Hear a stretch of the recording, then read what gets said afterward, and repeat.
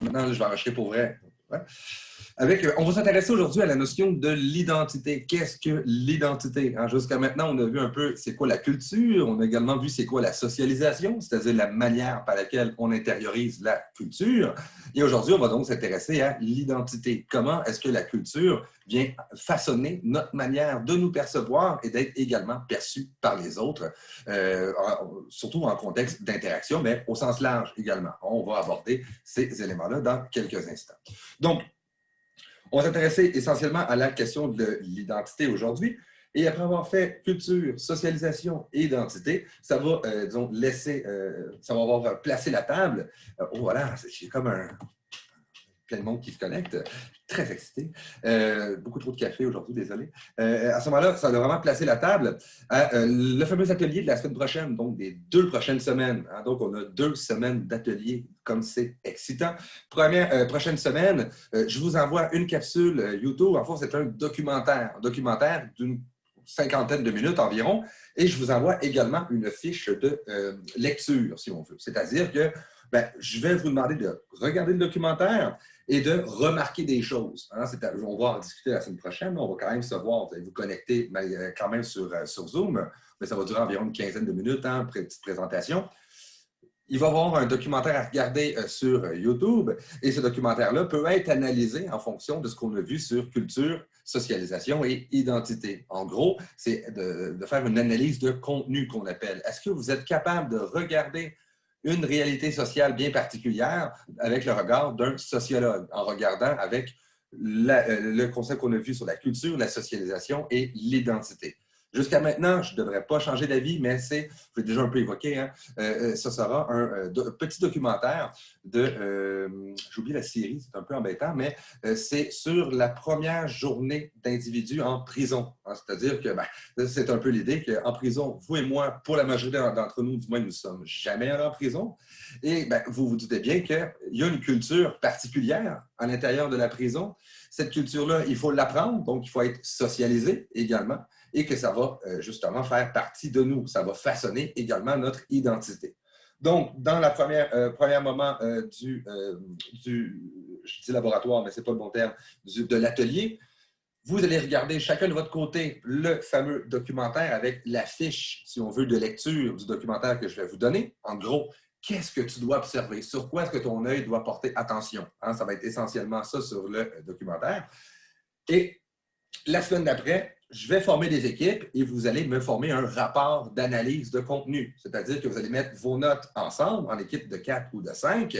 Donc, vous allez vous mettre vos notes ensemble pour discuter un peu de ce que vous avez vu, de ce que vous avez analysé et à la fin, me produire un petit document. Écoutez, le document va faire environ 2 pages et demie. Hein, donc, je ne vous demande pas un 15 pages. Ça se fait très, très bien à ce niveau-là. Donc, la semaine prochaine, je reviens là-dessus. Première étape de l'atelier 1. Je vous envoie le lien, je vous envoie la grille et également, je vais vous envoyer un petit formulaire hein, pour est-ce qu'il y a déjà des gens avec qui vous voudriez être en équipe? Hein? Je pense que vous vous connaissez déjà, de ce que je comprends. Vous vous connaissez depuis, je pense, au moins 1 an environ. Hocher de la tête, si c'est le cas, aussi, je suis dans les pétates. Donc, peut-être 3 mois, on va dire. OK, écoute, super. Donc, vous connaissez depuis un petit moment. Et à ce moment-là, on pourrait très bien faire des équipes, peut-être par affinité. C'est quoi? Ah, lui, j'aime ça, ou elle, j'aime ça travailler avec elle. Puis sinon, j'irai avec tout simplement l'aléatoire. Hein. C'est simplement pour avoir des équipes de 4 et 5. Je vais vous envoyer le formulaire. La même chose hein, que sur Forms. En gros, est-ce que vous connaissez du monde? Cochez oui. Et qui sont ces individus-là, tout simplement? Puis moi, je vais tout mettre ça en commun de mon côté, puis je vais pouvoir former des équipes avec ça. Hein. Donc, ça sera pour la partie 1 de l'atelier. Vous venez me voir en classe, on se fait un petit 15 minutes que je vous explique les consignes, s'il y a des questions, interrogations et tout ça. Et je vous laisse de votre côté pour pouvoir regarder le fameux documentaire avec votre petite feuille. Hein, puis vous allez pouvoir analyser ces choses-là. C'est assez sympathique. Je trouve que c'est plus intéressant là, que vous faire analyser un texte ou des choses comme ça. Un documentaire, c'est quand même, je crois, du moins, beaucoup plus intéressant à ce niveau-là. Surtout qu'en tant qu'éducation spécialisée, c'est une des populations qui pourrait être la vôtre, hein, les populations du monde carcéral, hein, qui pourrait très bien être une population particulière. Donc, on va regarder ça la semaine prochaine, mais je voulais juste vous donner un petit aperçu de ce qui va se passer pour l'atelier numéro 1. Est-ce qu'il y a déjà des questions, dans le fond? S'il y a déjà des questions que je peux traiter immédiatement, on peut en discuter, sinon on peut directement commencer le cours. C'est good. Vous vous rappelez que pour poser des questions, hein, vous allez dans l'onglet participants et levez la main. Lise. Oui. Dans le questionnaire Forms la semaine passée, il y avait une question qui m'a surprise. Par rapport aux agents de socialisation, il y avait dans les choix de réponse des personnages de Cendrillon, tout ça, le Batman, tout ça. Je me suis vraiment posé la question. Moi, j'avais répondu que c'est un des agents de socialisation, mais je voulais juste vérifier si c'était vraiment, c'en était ou si c'était une joke. Merci beaucoup de souligner, d'une part, mon caractère particulièrement rigolo, mais surtout, ça m'a ramené un truc que je voulais vous dire. Donc, oui, c'était des agents de socialisation, tout à fait. C'est des individus qui nous transmettent la culture. C'est ça, un agent de socialisation. C'est-à-dire qu'à force d'être confronté à, par exemple, excusez-moi juste à mettre quelqu'un ici, à force d'être confronté à des personnages qui ont une certaine vision du monde et également ont une certaine manière de vivre. Mais c'est par exemple, les petites filles vont intérioriser, hein, si on veut, le rôle un peu de la princesse. Là, je fais très des gros clichés, là. Mais voyez un peu l'idée. Donc oui, effectivement, ce sont des agents de socialisation. Et avant de passer la parole à Marie-Josée, je pense que c'était ça ta question, j'imagine. On va le corriger. Mais là, je voulais le faire, mais j'ai été coincé aujourd'hui. Je vais vous mettre les corrigés également sur Léa des fameux mini-tests. Mettre les petits corrigés. Également celui de la semaine 1 que je ne vous avais pas encore mis. J'étais un peu coincé dans le temps, là, je suis sincèrement désolé, mais les corrigés vont également être disponibles sur Léa. Marie-Josée. Mais c'était ça ma question. Je voulais savoir si on aurait les corriger. Exactement. Donc oui, tout à fait, je vais vous mettre les corrigés sans problème. Puis bien, si vous voulez, hein, on pourrait peut-être même faire un petit retour sur les examens au cours suivant, si ça vous intéresse. Donc peut-être les corriger, c'est suffisant, mais peut-être si je passe un petit 5 minutes, regarder les questions et expliquer un peu. Peut-être que ça peut être pertinent également pour vous. On va faire ça. Hein, ça va être pédagogique. Je vais avoir l'air d'un bon professeur si je fais ça. Donc, on va fonctionner de cette manière-là pour la prochaine évaluation. Je vais simplement baisser ta main, pas par manque de respect, mais c'est juste pour être certain que Marie-Josée, tu te rappelles, dans l'onglet participants, juste baisser ta main, comme ça, super, ça va être plus facile pour moi pour gérer tout ça. Donc, on va commencer le cours sur l'identité. Hop, c'est parti. On est un petit peu trop loin. J'ai des belles images qui s'en viennent. Hop, et voilà. J'ai 2-3 petites manipulations à faire, épingler la vidéo. C'est parti. Donc, aujourd'hui, je vous disais, on va s'intéresser à la notion de qu'est-ce que sont les identités sociales et de même que la perspective intersectionnelle hein, qu'on va aborder ensemble. Petit retour hein, sur la matière. On a vu que sur le cours sur la culture, que les éléments de la culture sont porteurs de sens, ça veut dire qu'on partage la signification des éléments de la culture à l'intérieur de même groupe social. Par exemple, on donne la même signification, par exemple, aux saisons, aux couleurs accessibles ou non lors des mariages, de l'alimentation qui est correctement, si on veut, admise ou qui est considérée comme non conforme. Si, par exemple, on est à l'intérieur d'un plus petit groupe, par exemple, ici, je pense aux gangs de rue, que je trouve ça particulièrement intéressant, ce monde-là, eh bien, on partage le même sens, si on veut, aux symboles, aux signes de la main également, aux tatouages, de même qu'aux graffiti. Donc, c'est un peu cette idée-là que les éléments de la culture à l'intérieur d'un même groupe ont une signification qui est commune. Hein. On a vu également que la culture se transmet par la socialisation. Hein, et que pour un individu particulier, ça prend la forme d'un habitus de classe. Hein. Commençons. Dans les premières années, on appelle ça la socialisation primaire. C'est vraiment les premiers moments de la vie. Hein, où est-ce qu'on apprend vraiment les grandes règles générales de la société dans laquelle on est amené à vivre. La socialisation secondaire va suivre environ à peu près après 7 ans, donc jusqu'à la mort. Hein, c'est-à-dire que nous sommes toujours socialisés. Vous avez vu, vous avez vécu un moment de pandémie. Hein, j'imagine, je ne suis pas le seul qui a vécu ça. On est tous dans le même bateau, super. On était également socialisés. Qui savait parmi vous porter un masque correctement il y a moins d'1 an? Absolument personne. Ça veut dire qu'on était amené dans un contexte particulier à se resocialiser, à revoir une autre manière de considérer les choses comme étant normales. Moi, il y a des choses qui sont assez particulières qui ont rentré dans ma vie quotidienne, sûrement comme vous d'ailleurs. Je sors de la maison, puis chérie, t'as-tu apporté ton masque? Question qui n'a absolument aucun sens il y a, disons, 1 an. On s'entend, personne n'a même pensé à poser des questions-là.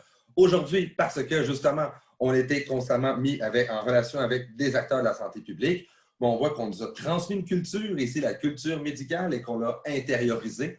et qu'aujourd'hui, j'y pense même pratiquement plus. Quand je vais dans un commerce, je porte un masque. Hein, ça va de soi. Hein, aussi étonnant que ça puisse paraître, si on veut, en regard de ce qui se produisait il y a même pas un an. Donc, socialisation secondaire, eh bien, c'est la socialisation qui nous accompagne tout au cours de notre vie. C'est-à-dire qu'une fois qu'on est, excusez-moi, du moment où on est tout petit jusqu'à notre mort, on apprend toujours à s'adapter et à agir de manière conforme en fonction des différents univers sociaux qu'on va être amené à côtoyer. Hein, ça peut être l'univers au point de vue académique, au point de vue professionnel, au point de vue des amitiés. On apprend toujours ces éléments-là. On est toujours socialisé par les membres de notre entourage. On a vu également que la socialisation n'est pas un processus qui est uniforme. C'est-à-dire, en gros, tous les Québécois ne vont pas intérioriser la même culture, tout simplement parce qu'ils appartiennent au même territoire. Hein. Il y a deux grandes lignes de démarcation qui sont le genre masculin-féminin. En fonction de votre appartenance à un de ces deux genres-là, vous êtes socialisé de manière complètement différente. Il y a des choses qui sont considérées acceptables et inacceptables en fonction de notre genre. Il y a des choses qui sont véhiculées, qui sont favorisées comme étant vous devez faire ceci, vous devez faire cela en fonction de notre genre. Donc, la socialisation différencie, c'est simplement un beau mot pour dire on n'apprend pas la même culture en fonction de qui on est. Le qui on est, c'est essentiellement deux grandes variables. Le genre des individus, masculin ou féminin, essentiellement, on sait que c'est plus compliqué que ça, mais de manière très stéréotypée, masculin-féminin. Et également, le plus souvent, ça va varier en fonction de notre univers social, hein? En gros, de notre statut socio-économique. Les gens les plus favorisés au point de vue économique, au point de vue social et au point de vue culturel, on va y revenir sur ces éléments-là plus tard dans la session, on voit qu'ils vont intérioriser une autre manière de penser, d'agir et de ressentir. Vous avez sûrement déjà été confronté au cours de votre vie, peut-être dans le travail et tout ça, avec des gens qu'on appelle de la haute société. Vous pouvez être complètement déstabilisé. C'est donc bien une drôle de manière de parler, cette affaire-là. C'est donc bien drôle d'agir de même. Effectivement, on voit que selon notre milieu socio-économique, on n'intériorise pas la même culture. Hein? Donc, même à l'intérieur du même territoire, qui est le Québec, on a une culture qui est ici assez différente selon les groupes sociaux. Donc, il y en a deux vraiment qui vont avoir une grande influence, le genre et le milieu socio-économique des individus. Excusez-moi. Oh, OK, oui, je comprends maintenant. Il y a un truc que je n'avais pas compris. Super. On a vu un peu qu'on l'intériorise, cette socialisation-là, comme une boussole interne. Il va de soi. Ça veut dire qu'on ne remet pas nécessairement en question ce qu'on a appris par la socialisation. Étant donné que c'est essentiellement le seul monde social souvent auquel on a été confronté, il va de soi d'agir de telle manière, de ressentir telle situation de cette façon-ci. De voir justement la vie ou d'espérer, par exemple, occuper tel métier plutôt qu'un autre, de même de bouger d'une certaine manière comme allant de soi. Hein? Donc, c'est un peu l'idée de la boussole interne. On est tellement bien socialisé, finalement, qu'on intériorise le monde culturel qui est complètement arbitraire. Hein? Si on veut, il n'y a absolument aucun sens pour la plupart de nos codes sociaux.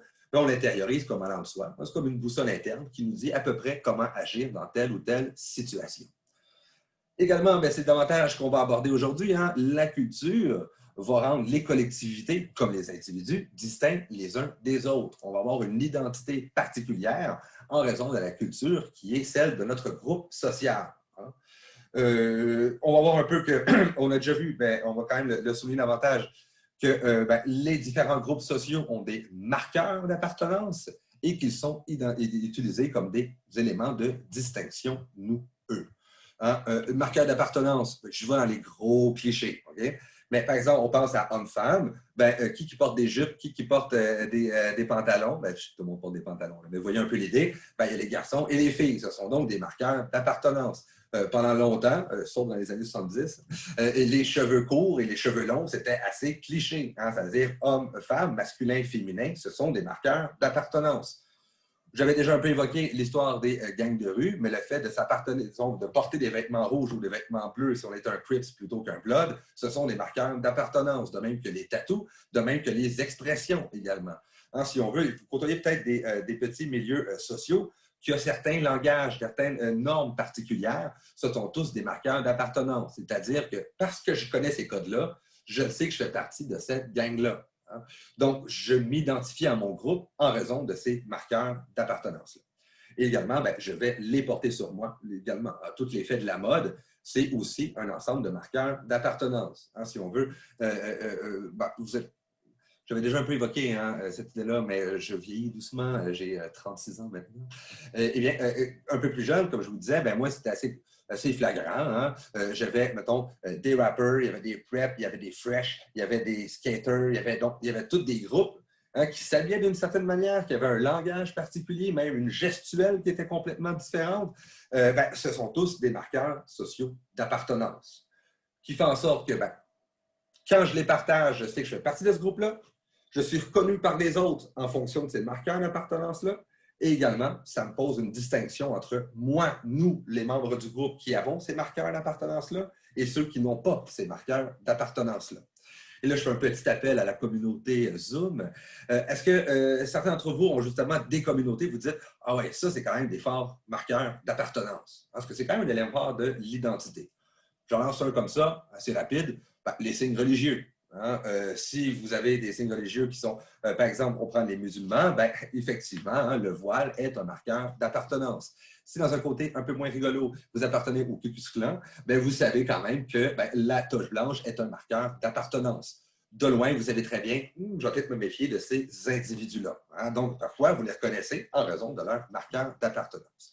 Donc, je suis à la recherche d'exemples parmi vous en levant la main. Est-ce que vous avez de ces communautés-là qui peuvent enrichir la conversation? Remarquez comment j'attends d'établir un dialogue avec vous à travers mon écran. Un peu trop gêné pour les marqueurs d'appartenance. Chez les plus âgés d'entre nous, il n'y avait pas les fameux mouvements. Là, je ne suis peut-être pas si âgé que ça, peut-être que j'exagère un peu. Excusez-moi de mon indélicatesse. Mais tout le mouvement punk, tout le mouvement hippie, c'était quand même assez flagrant comme marqueur d'appartenance. Ou sinon, hein, parce que là, vous échangerez à la prochaine batch d'interrogations que je vais vous faire. Également, même sur le monde des îles de la Madeleine. Hein, des îles de la Madeleine, leur manière de s'exprimer, ou du lac Saint-Jean, ils se reconnaissent les uns les autres. Lise me souligne les sportifs. Ben, effectivement, les sportifs, ben, moi j'en vois d'ailleurs, c'est assez rigolo, hein, qui font du jogging.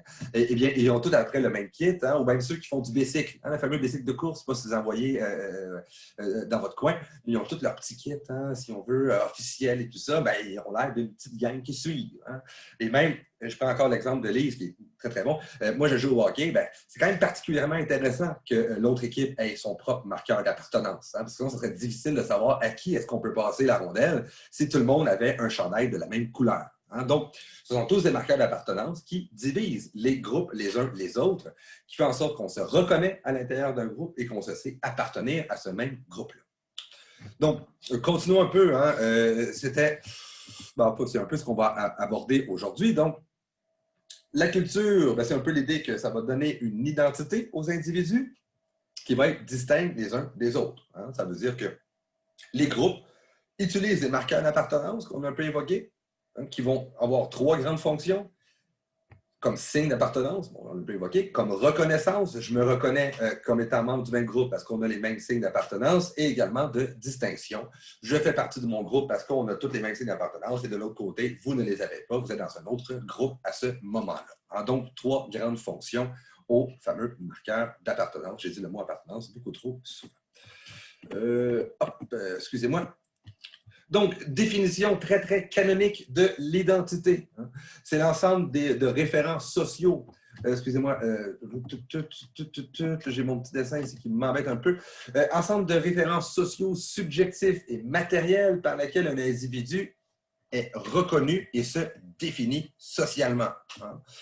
En gros, c'est un peu l'idée que tout, mais je vais faire un exemple hein, qui est assez flagrant.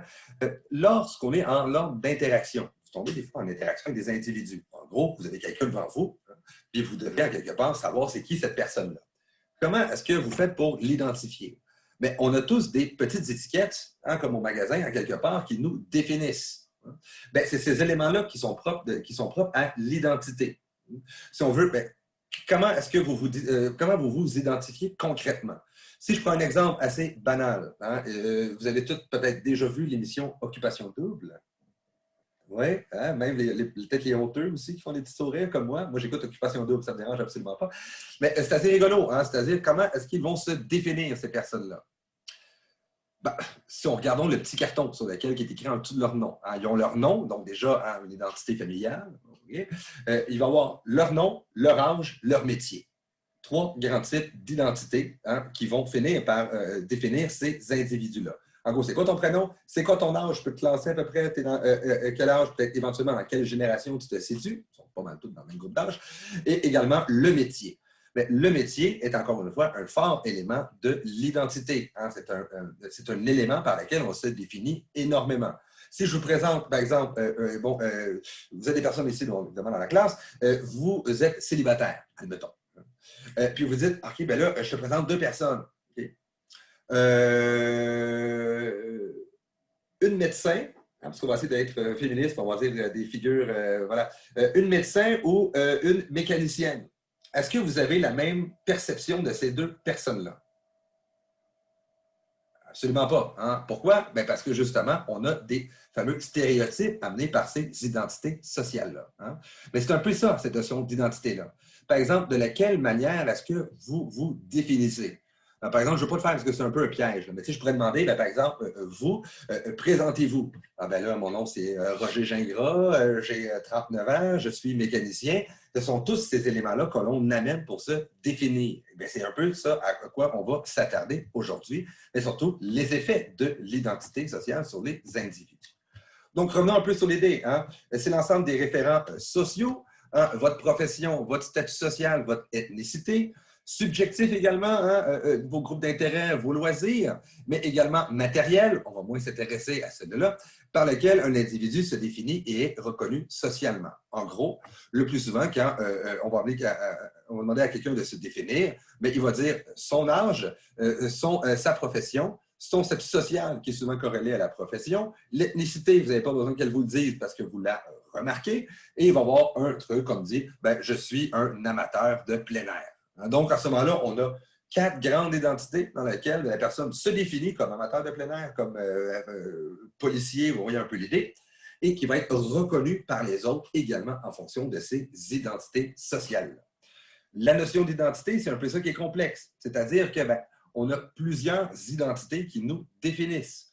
Hein, l'identité personnelle, sur laquelle on va revenir dans quelques instants. L'identité civile, êtes-vous célibataire, marié, veuf, célibataire.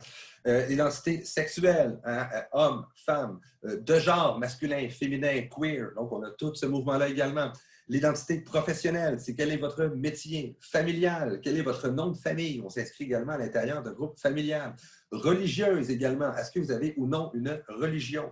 Nationale, de quel pays venez-vous?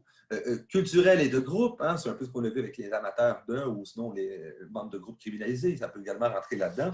Ce sont tous des éléments qu'on va amener, si on veut, même malgré nous, hein, les gens vont nous reconnaître parce qu'on a nos fameux marqueurs d'appartenance de sexe, de genre, de profession, religieux et ethnique également. Donc, on a toutes ces identités-là qui nous composent et dans lesquelles on va se reconnaître. Mais surtout également, les autres vont également nous reconnaître comme membres de ces différents groupes culturels-là. Hein. Donc, c'est un peu l'idée qu'un individu, il est unique, évidemment, mais qu'il est composé de l'entièreté de ces fameuses identités sociales-là. Hein, identités qui ont toute une influence sur la manière par laquelle on va interagir avec la fameuse personne en question. Hein, donc, on a un peu ce truc-là assez particulier qui nous définit. Une seule identité ne serait pas suffisante pour nous définir complètement. J'en ai quelques-unes ici. Si je prends l'image en bas à gauche, on a ces fameuses identités professionnelles-là. Hein? C'est-à-dire nos identités professionnelles, bien souvent, c'est la fameuse uniforme. C'est assez flagrant dans certains cas, mais dans d'autres, ce n'est absolument pas. Mais quand même, on a un peu vu tantôt que, selon notre métier, les gens n'ont pas la même perception de nous. Hein? Ça varie, encore une fois, énormément dans l'appréciation générale de la personne. En haut, à gauche, encore une fois, vous avez une identité ici qui est ethnique. Hein? Donc, on a ethnoculturel, mais on va revenir sur ce terme-là. Donc, une identité ici qui est ethnoculturelle, on reconnaît morphologiquement, tu dois venir de tel endroit, tu dois venir de tel endroit. Et évidemment, c'est associé avec un ensemble de préjugés et de stéréotypes sur lesquels on va revenir au cours de la session. Ici, j'ai une belle petite image tirée de la série Walking Dead de mémoire, où on a cette identité religieuse. Là, hein. On la reconnaît comment? Ben, le fameux signe de la prière. Et c'est assez rigolo dans la mesure où, ben, dans la fameuse photo avec les gens qui prient, on a tous des individus hein, qui appartiennent à différents groupes sociaux, ethniques, de genre, d'âge également, professionnels, potentiellement complètement différents, mais ils se reconnaissent comme étant membres du même groupe, hein, parce que justement, ils partagent la même croyance ici religieuse.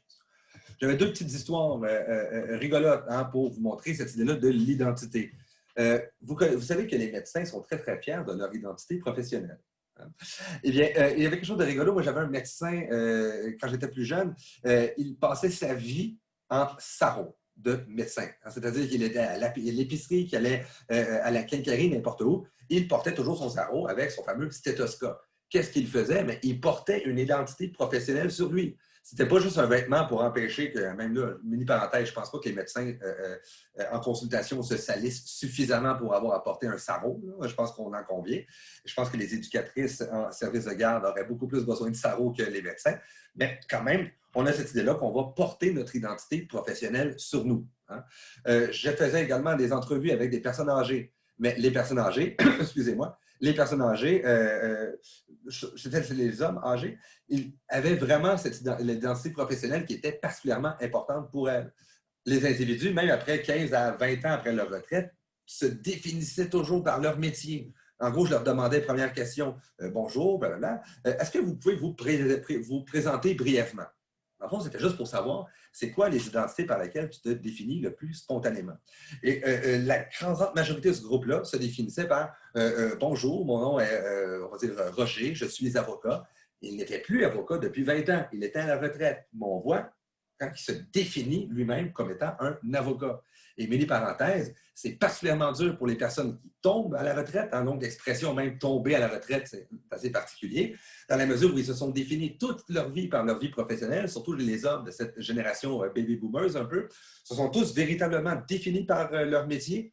Et à un moment, ben, à leur retraite, la grande question qui se demande, c'est qui je suis si je ne suis plus mon emploi. Hein, donc, il y a vraiment des problèmes associés à ça. Souvent, dans ce que moi je voyais, comme eux me soulignaient, problèmes d'anxiété et de dépression, même que la majorité d'entre eux retournaient au travail, souvent dans le même métier qu'ils occupaient, mais à temps partiel, et vraiment l'idée de sporadiquement, juste pour garder un peu le lien hein, avec leur ancien monde social. Parce que, ben, également, l'ensemble des individus qu'ils côtoient au quotidien leur renvoie l'image d'eux qui sont une personne qui est avec un certain statut social. C'est-à-dire que, d'ailleurs, il y en a quelques-uns qui ont eu beaucoup de difficultés avec la pandémie, l'idée de le faire en visioconférence, par exemple. Certains de mes collègues, des professeurs, ont eu des difficultés un peu plus âgés, pas juste pour la technologie, mais aussi l'idée que, gars, je peux prendre ma retraite et au quotidien, il n'y a personne qui me valide dans mon identité de professeur. Je fais juste donner des cours, après ça, je ferme mon écran, c'est terminé. Hein? Donc, les interactions sociales qui vous relaient l'idée que ben, vous avez une identité particulière, ici qui est valorisée, celle d'être professeur, a vraiment une importance dans le regard des individus. Hein? Donc, on a un peu cette idée-là. On a plusieurs identités sociales qui nous composent. Hein? Donc, à ce moment-là, ben, c'est de voir comment est-ce que ces identités sociales-là ont une influence dans la manière par laquelle l'individu va finir par se définir et être reconnu par les autres.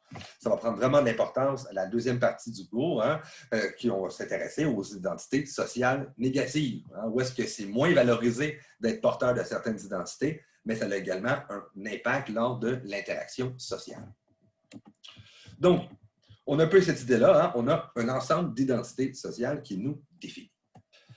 Excusez-moi, donc, quelque chose de particulier avec le concept d'identité, c'est que ça renvoie au sentiment de continuité, c'est-à-dire qu'on a absolument l'impression d'être la même personne qu'auparavant, tout en sachant très bien qu'on a absolument changé à travers les époques.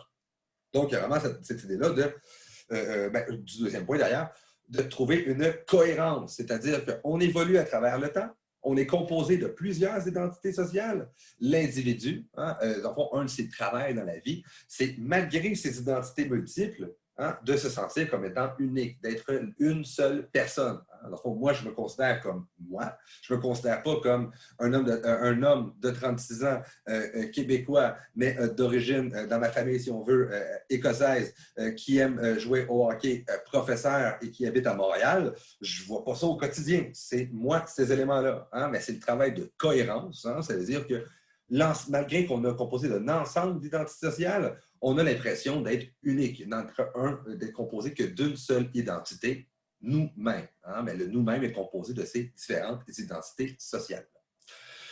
Également, je reviens un peu au troisième, donc on a un peu évoqué. Le quatrième, c'est l'importance du regard des autres dans la façon qu'on est validé quotidiennement, hein, à travers ses identités sociales. Et comme je vous disais, on le voit souvent, justement, cet élément-là, lorsqu'on est dans une interaction qui est plus ou moins négative. Lors de la retraite, comme je vous l'ai dit, lorsque du jour au lendemain, vous ne côtoyez plus aucune personne qui vous reconnaît selon votre identité sociale de travailleur, ça a de l'importance. Également, autre exemple par rapport à ça, là je suis un peu déçu parce que je pensais qu'en disant autre exemple par rapport à ça, l'exemple allait me venir à l'esprit, j'étais un peu dégoûté, mais je vais revenir sur mon truc, ce ne sera pas long. Ouais,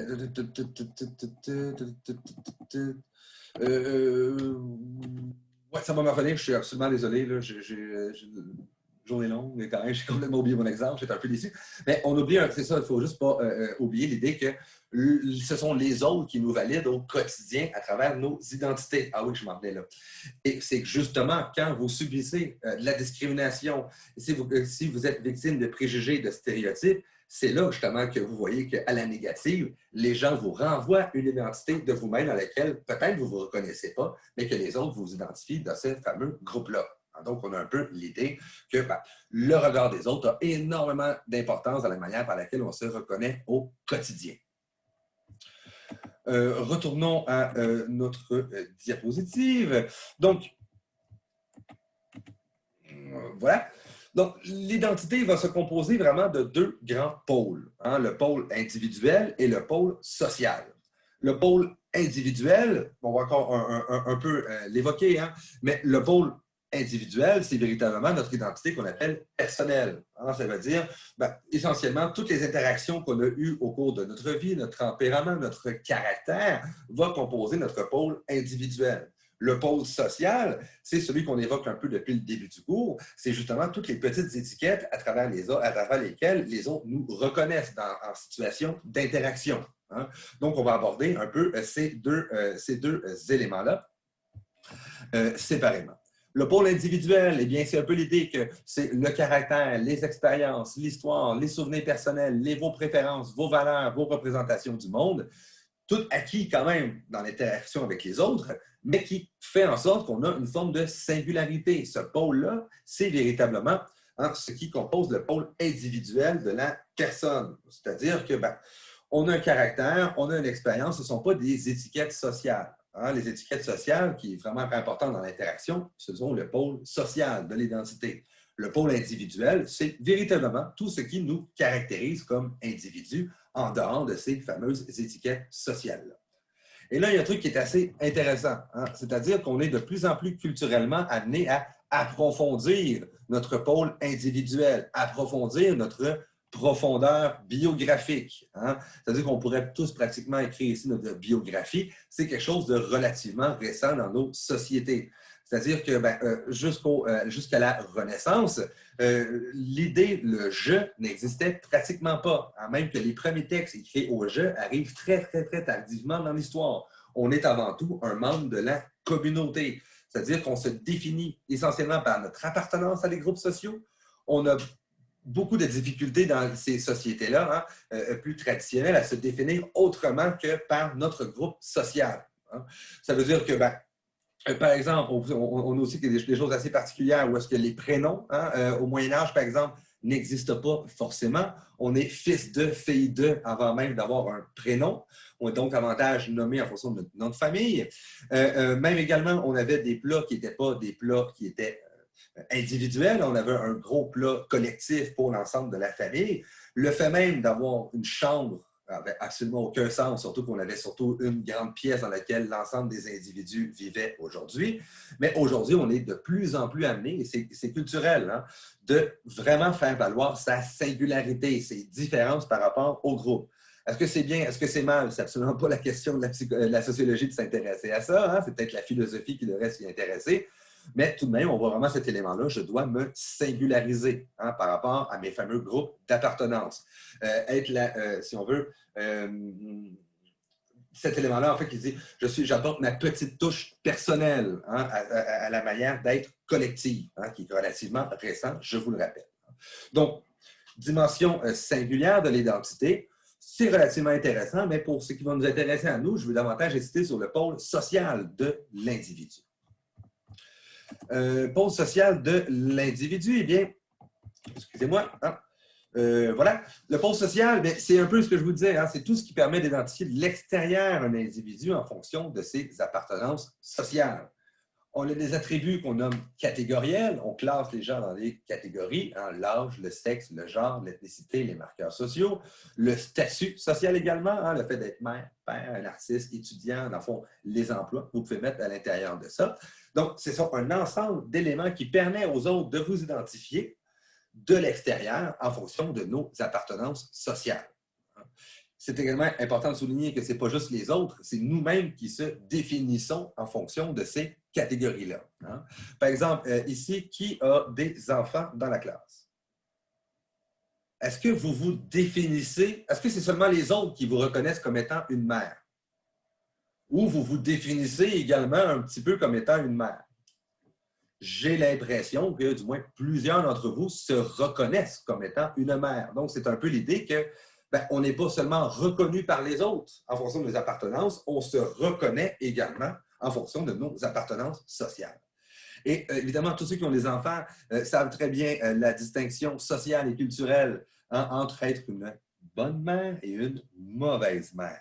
Hein, on a tous été des mauvaises ou des bonnes mères. Ce n'est pas absolument ça l'idée. Mais on voit un peu que ces identités sociales-là sont également construites. On ne décide pas qu'est-ce qu'est une mère, mais également les critères de qu'est-ce que la bonne et la mauvaise mère. Là, je n'essaie pas de vous faire honte en tant que mère parce que vous n'avez pas inscrit vos enfants à des cours de piano et de harpe. C'est absolument pas ça l'idée. Mais c'est un peu l'idée de voir un peu qu'il y a une contrainte sociale dans les différentes identités sociales ici, qui est le statut social de mère. Hein? Donc, on pourrait revenir d'ailleurs sur ça, ça vaudrait la peine de faire un cours là-dessus, hein, sur tout le poids qui est mis sur les épaules de la mère et souvent très, très peu sur le côté du père qui, lui, n'a qu'à s'amuser quand il peut avec les petits-enfants. Et c'est donc bien, mon père, il a joué au ballon pendant que moi, je faisais le lavage, le repassage et devoirs, mais on pourrait en rediscuter une autre fois. Donc, c'est un peu cette idée-là. Hein? Donc, on est reconnu par les autres en fonction de nos identités, mais également, ça nous donne un cadre culturel, même si on ne le veut pas. On sait qu'on devrait à peu près agir de telle ou telle manière en fonction de nos fameuses identités sociales. Donc, comme je vous disais, on se repère nous-mêmes comme individus, on est repéré par les autres en fonction des fameuses catégories sociales à laquelle on est assigné. Ça veut dire que dans l'ordre de l'interaction, on a, si on veut, un processus qu'on appelle... Excuse-moi, je vais peut-être finir juste au fameux diapo, on va revenir, hein, sur ce qu'on nomme la catégorisation et l'assignation identitaire. Je vais vous l'expliquer en un mot assez simple. Qu'est-ce que la catégorisation et l'assignation identitaire? En gros, il y a des catégories sociales dans lesquelles on va classer les individus. On appelle ça l'assignation identitaire. Moi, j'ai un joli exemple pour ça.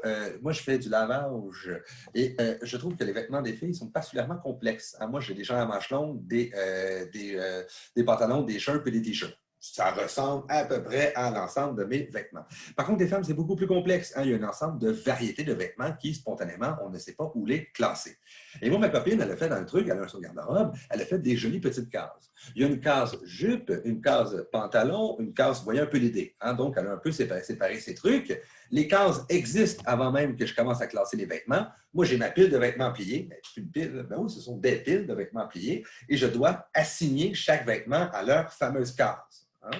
Ben, c'est un peu la même idée hein, ici. Ce qu'on a à ce moment-là, c'est qu'on a des catégories sociales, hommes, femmes, professionnels, non professionnels, en fonction des métiers, policiers, facteurs, médecins, caissiers. Vous voyez un peu l'idée. On a donc différentes cases qui existent, des cases sociales, des catégories sociales.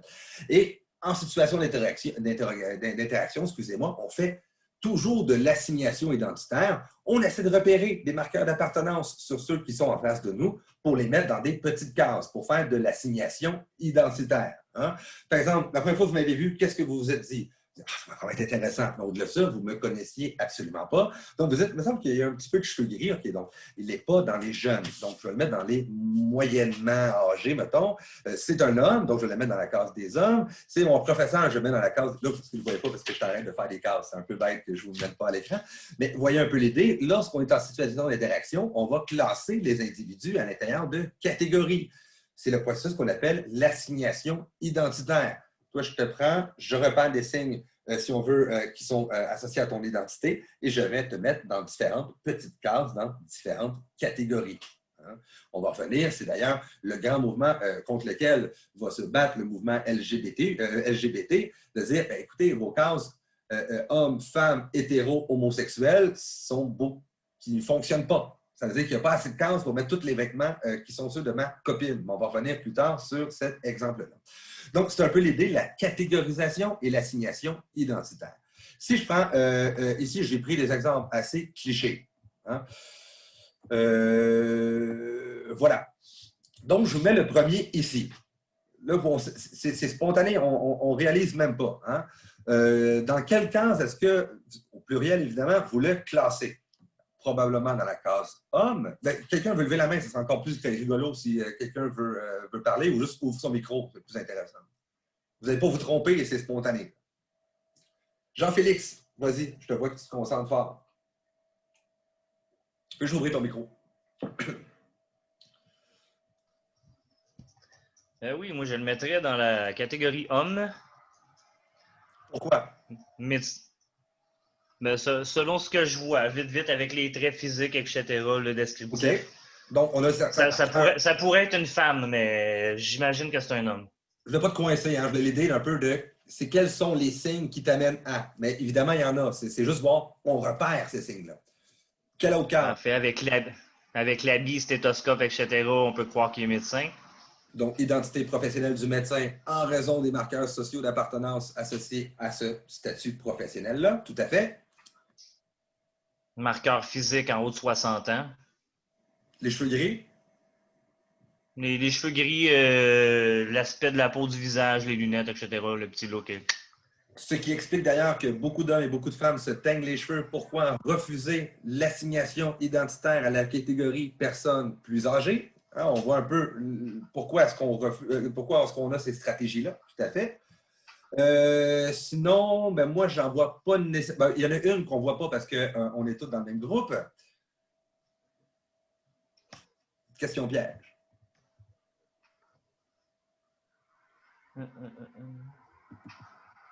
On va reparler un peu sur le rapport à la diversité culturelle. On ne s'en rend même pas compte qu'il est blanc parce que nous sommes majoritairement blancs. Hein? Mais si on avait vu que c'est pas toi, hein? C'est spontané. C'est un peu l'idée que si la personne avait été, par exemple, afro-américaine ou afro-québécoise, on aurait dit ben, il est noir. Mais là, on ne le remarque pas, hein, puisque c'est l'idée qu'on ne remarque pas certains signes d'appartenance. Quelqu'un d'autre veut se lancer pour mon deuxième cas. Je vais juste activer votre micro, c'est juste rigolo. Là. On va essayer de s'amuser un peu.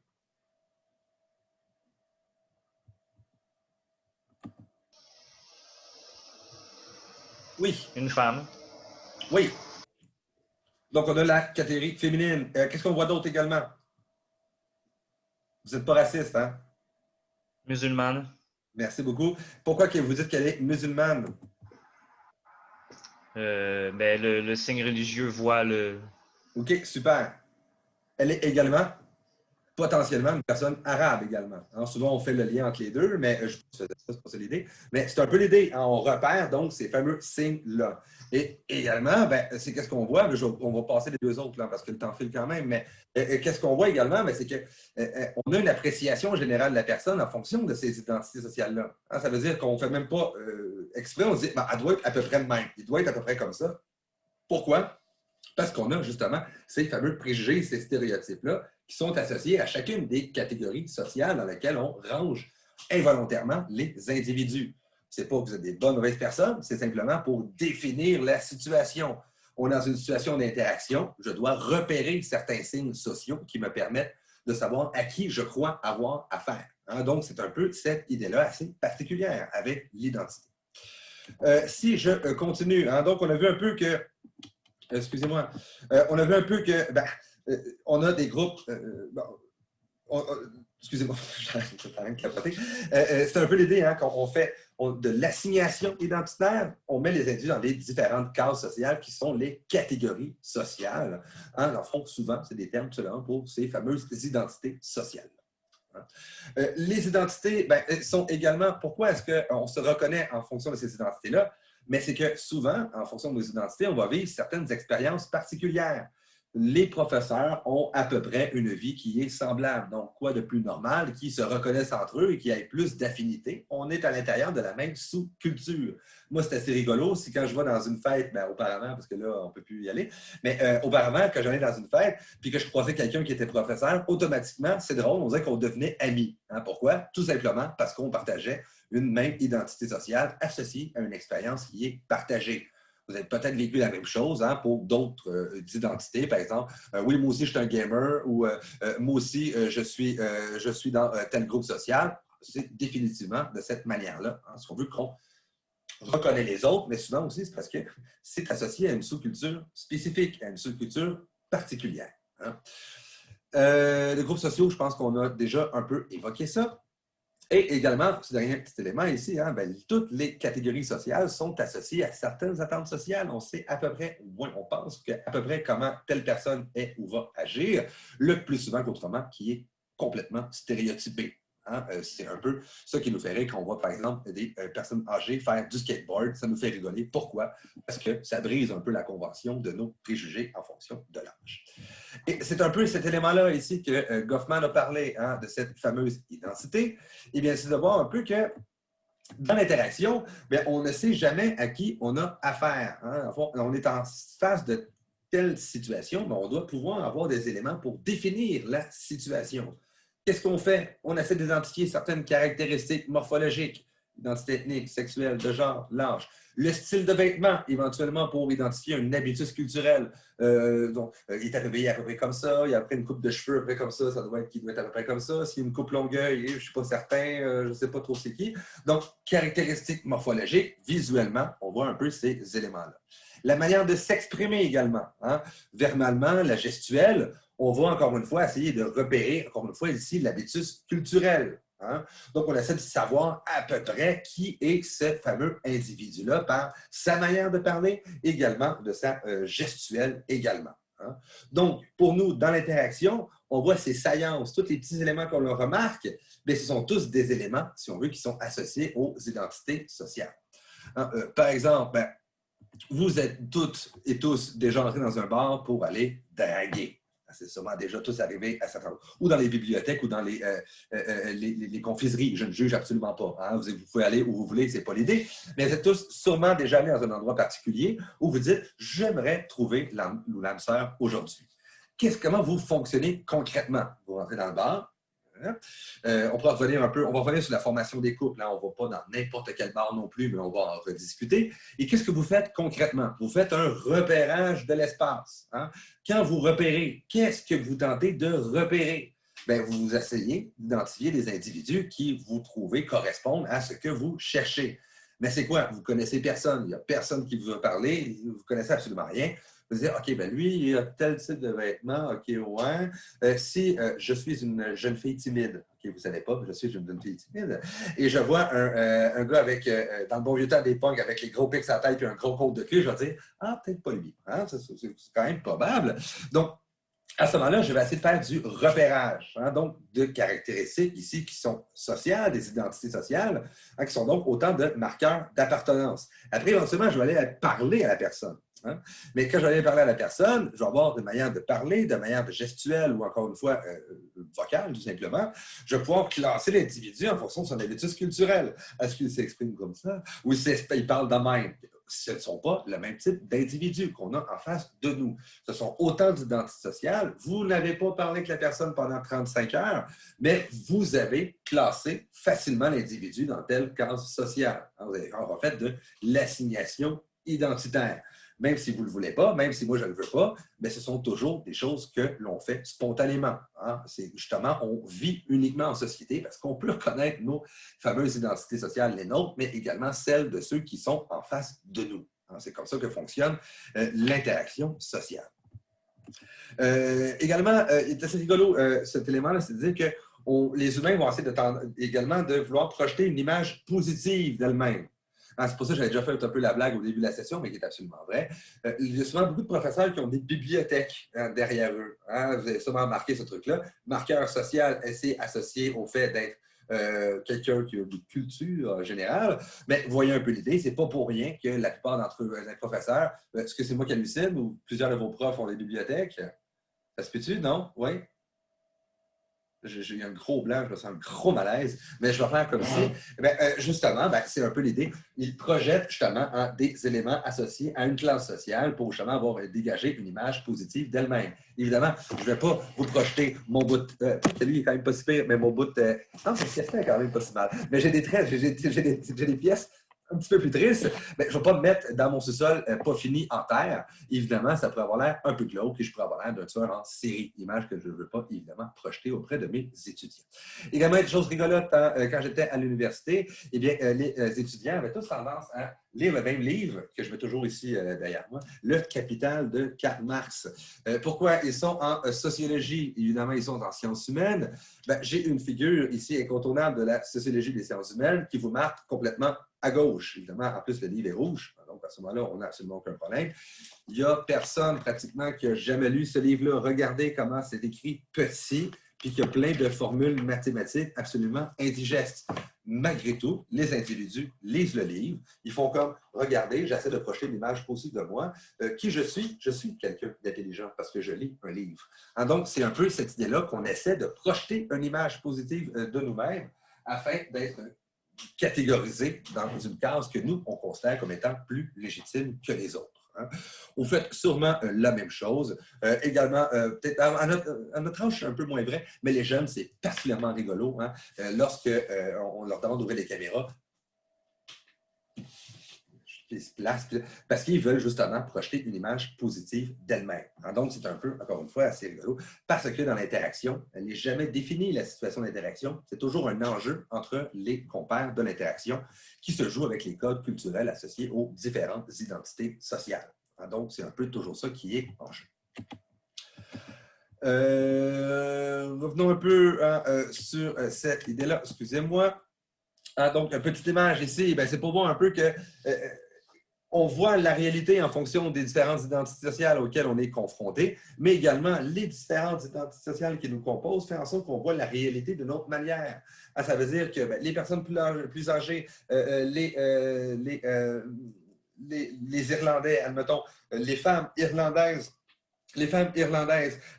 infirmières, infirmières, non, on va mettre astronautes. Les femmes irlandaises astronautes qui sont également mères et amatrices de jeux vidéo voient la réalité d'une autre manière qu'un jeune homme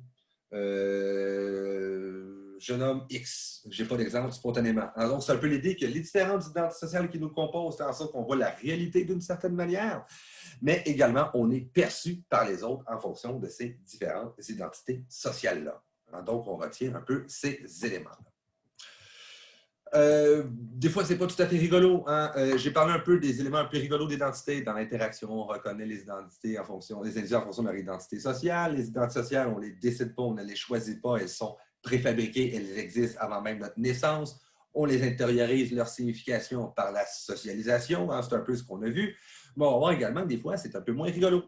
Également, certaines identités sociales sont carrément tout à fait discriminantes.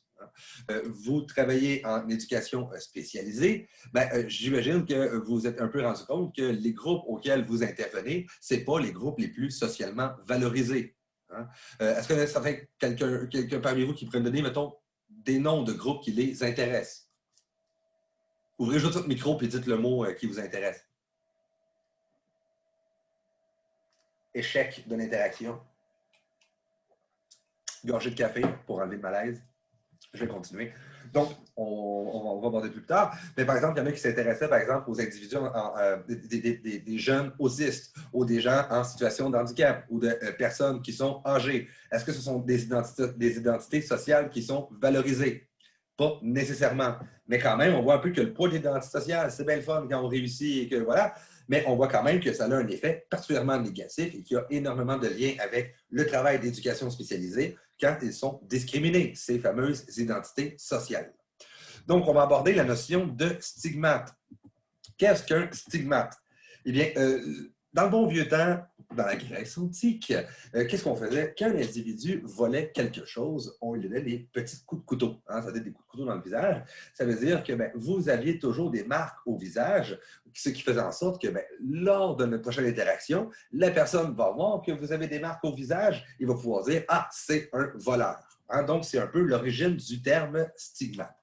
Toutefois, Goffman utilise ce terme-là pour dire il y a quand même des attributs, des choses qui caractérisent les individus qui ont tendance à le discriminer en situation d'interaction. Hein, ça peut être corporel, ça peut être culturel, ça peut être social ou encore tenir une fois au passé. Hein. Si vous vous dirigez en France dans une grande université et que vous avez un beau parler québécois, ça se peut que vous soyez discriminé en fonction de votre manière de parler. Hein. Vous ne serez pas ici, mais toujours en situation d'interaction, vous pouvez être discriminé. Hein. La même chose, si vous vous exprimez de n'importe quel dialecte sur la planète et que vous avez au Québec, ça se peut qu'on se dise en interaction « Ah, je n'ai pas en face de moi un médecin, j'ai en face de moi quelqu'un qui vient de la Côte d'Ivoire. Hein. » Donc, vous voyez un peu l'idée. On a des attributs qui peuvent être discriminants. Ils peuvent être corporels. Si je vous dis ici, il y a quelqu'un qui rentre et vous ne le voyez pas, mais vous le voyez, il est juste plus loin que l'écran. Mais il y a quelqu'un qui vien d'arriver dans ma pièce qui est en chaise roulante. Hein? Qu'est-ce qu'on voit concrètement? On dit à un handicapé. Hein? Donc, c'est un peu cette idée-là. On va voir que l'attribut discriminant finit par définir l'entièreté de l'individu. On ne voit qu'un seul élément, une saillance, un marqueur social d'appartenance qui finit par définir l'entièreté de l'individu. Par exemple, c'est pour ça que de plus en plus, on ne parle pas d'handicapés, mais de personnes en situation de handicap pour dire, écoute, il n'est pas juste en chaise roulante, c'est aussi un individu à part entière qui est composé d'un ensemble d'identités sociales comme les autres. Mais l'idée de l'attribut discriminant, c'est de dire que dans certaines situations d'interaction, il y a des stigmates que l'on peut porter et qui peuvent te discriminer lors d'une interaction sociale. Hein? Par exemple, j'ai un peu l'idée des gens en situation de handicap. Qu'est-ce qu'on va voir? Voilà, c'est un handicapé. J'avais quelqu'un avec qui j'interagissais à l'époque qui manquait un bras. Je disais, pas tiens donc, c'est l'individu qui aime beaucoup les téléséries Netflix. C'est le gars qui manque un bras. Hein, voyez-vous, ça définit l'entièreté de l'individu.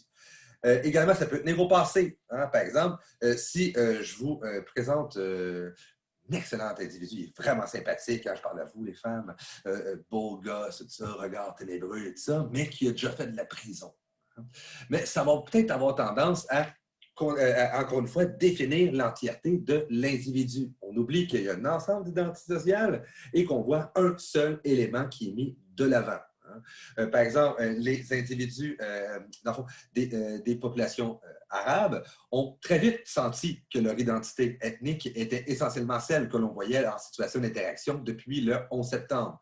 Ça a diminué un petit peu depuis, mais moi j'ai des amis arabes, ils disent, écoutez, avant le 11 septembre, on était associé à l'exotisme, à Mille et une nuits et tout ça. Et du jour au lendemain, on est regardé de manière suspecte. On ne voit pas que je suis aussi un étudiant qui fait du sport et qui, voilà. Je ne vois qu'un élément, un attribut discriminant ici, hein, l'identité ici qui est ethnique, parce qu'on fait souvent le mélange, qui dit arabe dit musulman, mais ce n'est évidemment absolument pas le cas. Donc, on a des stigmates, des éléments, hein, si on veut, hein, qui vont faire en sorte que l'individu, on va tendance à le définir entièrement par ce fameux stigmate-là. Le stigmate peut être visible ou invisible. Hein, ça veut dire que quand il est visible, par exemple, on pense à une situation de handicap, elle est discréditée, cet individu-là. Et quand elle est invisible, l'individu peut être discréditable. C'est-à-dire que l'individu doit tout faire pour tenter de cacher les informations qui pourraient trahir son stigmate. Hein. Solution un peu classique. Hein? Par exemple, moi, je viens d'un milieu socio-économique pas défavorisé, mettons, classe moyenne faible, si on veut. Puis, je ne m'exprime pas toujours de cette manière-là lorsque je suis dans mes matchs de hockey. Hein, vous vous en doutez bien. Eh bien, c'est un peu l'idée, c'est-à-dire que j'essaie d'avoir un meilleur niveau de langage pour essayer de ne pas trahir le fait que je m'exprime comme un charretier, parce que c'est associé étonnamment à une moins grande... ça veut dire qu'on fait facilement le calcul entre je m'exprime pas à la parisienne, donc je suis forcément moins intelligent que quelqu'un d'autre. Hein, c'est assez rigolo. Dans les fameuses... j'ai fait beaucoup de communication, bref, des colloques, puis les personnes d'origine française, qui ont un très beau français, eh bien, les gens dans l'auditoire étaient pratiquement toujours persuadés que la personne était plus intelligente, hein, parce qu'elle avait le langage qui était socialement valorisé. Et je voyais certains de mes amis hein, qui étaient des Québécois d'Hochelaga et qui tentaient de cacher leur accent d'Hochelaga, si vous me permettez l'expression, parce qu'ils pourraient être discrédités lors de l'interaction. Mais c'est un peu cet élément-là. Il y a des éléments qui sont absolument visibles, qui fait de nous une personne discréditable, mais il y a un ensemble d'éléments, si on veut, qui est caché, hein, que l'on essaie de dissimuler des autres, parce qu'on c'est un stigmate qui... Excuse-moi, la personne qui est visible, elle est discréditée, et lorsque c'est invisible, on pourrait être potentiellement discréditable. Donc, on essaie de cacher ces choses-là. Pensez, par exemple, hein, je pensais d'ailleurs aux prisonniers, mais il n'y a pas ça dans le documentaire, mais quand même, est-ce qu'une personne qui a été accusée de pédophilie va le dire à tous ses amis de prison? No. Pourquoi? Potentiellement discréditable. Hein? Je pense que c'est assez flagrant. Il va essayer de cacher cette fameuse information-là. Hein? Excusez-moi. Donc, aussi, autre élément du stigmate, c'est qu'il est contagieux. Élément assez intéressant. Vous avez tous été au secondaire, vous avez tous été des fois plus ou moins gentils de ne pas vous tenir avec les personnes moins populaires de peur que leur non-popularité déteigne sur vous. Mais c'est un peu cette idée-là du stigmate, c'est que le stigmate est contagieux. Hein? Par exemple, excusez-moi, l'idée du stigmate, ça veut dire que les gens, parce qu'ils vont définir l'entièreté de l'individu en fonction du stigmate, ça fait en sorte que je ne vais pas essayer d'être vu avec ces individus-là, dans la mesure où les gens vont m'associer automatiquement à ces individus-là. Hein? Donc, le stigmate est particulièrement contagieux. Donc, les individus ont tendance à faire en sorte, de s'éloigner des personnes qui sont stigmatisées, ce qui fait en sorte que l'individu qui est stigmatisé a souvent également tendance à être seul et à être isolé socialement. Hein? Donc, voilà pour la stigmatisation. Excusez-moi, on va faire un petit wrap-up de tout ça dans quelques instants. Excusez-moi. Voilà. Dans Baker, lui, qu'est-ce qu'il y a quelque chose d'assez intéressant hein, qui amène encore une fois la même chose un peu que le stigmate, c'est-à-dire que, une fois que vous êtes stigmatisé, hein, il y a une identité qui vous définit, qui finit par vous définir totalement, on se rend compte que ça ne vient pas tout seul. Ça veut dire que c'est associé avec un ensemble de caractéristiques secondaires. Le stigmate est votre caractéristique principale. Vous êtes un ancien prisonnier, hein, par exemple. Donc, c'est la seule identité par laquelle on vous perçoit dans l'interaction. Identité sociale secondaire, c'est que si je vous dis prisonnier, hein, donc, on va dire, j'ai déjà fait de la prison. Je ne sais pas pourquoi. Je ne vous dis pas pourquoi. C'est mon secret. Je ne dis pas pourquoi. Quels sont les qualificatifs qui vous viennent spontanément à l'esprit et dont vous pensez que l'ancien détenu est doté? Un ancien détenu est-il digne de confiance? Un ancien détenu est-il potentiellement un voleur? L'ancien détenu est-il potentiellement malhonnête? Merci, Caroline.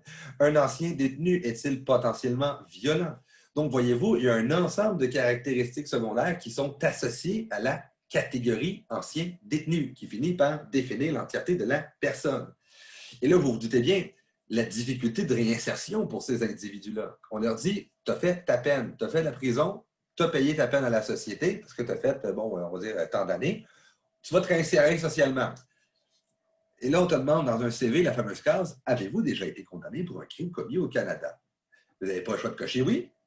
Et pensez-vous que cette personne a autant de chances que les autres d'être retenue? Absolument pas, dans la mesure où on l'associe, encore une fois, à ces caractéristiques secondaires négatives associées à la catégorie sociale dans laquelle on l'a mis par l'assignation identitaire. Hein, très phrase longue et complexe pour dire les détenus, c'est toutes des valeurs, je ne vais pas l'engager. Hein, c'est un peu de manière concrète comment ça va fonctionner. Mais c'est un peu ça qu'on a le truc. Souvent, avec vos excusez-moi, avec les groupes qui vous intéressent, ben, les personnes âgées, quand je vois une personne, ben, justement, je vais le dire, hein, je vois quelqu'un passer, un peu voûté, hein, avec les cheveux gris, tout ça, qu'est-ce qui vient spontanément à l'esprit? Un vieux. Hein? Donc, identité ici qui est stigmatisée, je ne vois qu'une seule identité.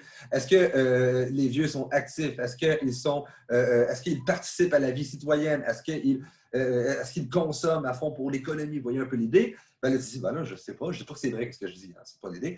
Mais voyez-vous un peu l'idée, comment est-ce qu'on projette un ensemble de caractéristiques sociales négatives sur les catégories que l'on construit? Hein? Et le drame pour les individus qui sont soit des décrocheurs, soit des travailleuses du sexe, par exemple, qui peuvent être également les jeunes personnes autistes ou qui peuvent être toutes les populations que vous avez vues dans vos groupes de clientèle, ce sont souvent un ensemble de groupes qui sont stigmatisés, dans lesquels on a des attentes très stéréotypées lors de l'interaction et qu'on associe à un ensemble de caractéristiques sociales négatives, hein, qui viennent comme un paquet. C'est comme si ce n'était pas suffisant d'être je prends l'exemple du détenu parce que c'est le plus cliché, hein? C'est pas suffisant d'être un détenu. En plus, on a un ensemble de stéréotypes et de préjugés qui est automatiquement associé à cette figure-là. Hein? D'où les difficultés de réinsertion de ces individus-là. Hein? Donc, on a un peu cet élément-là qui devient assez particulier pour ceux qui deviennent dans un processus d'interaction absolument discriminé. Excusez-moi, je pense que je n'ai pas la bonne diapositive. C'est le chaos. Désolé.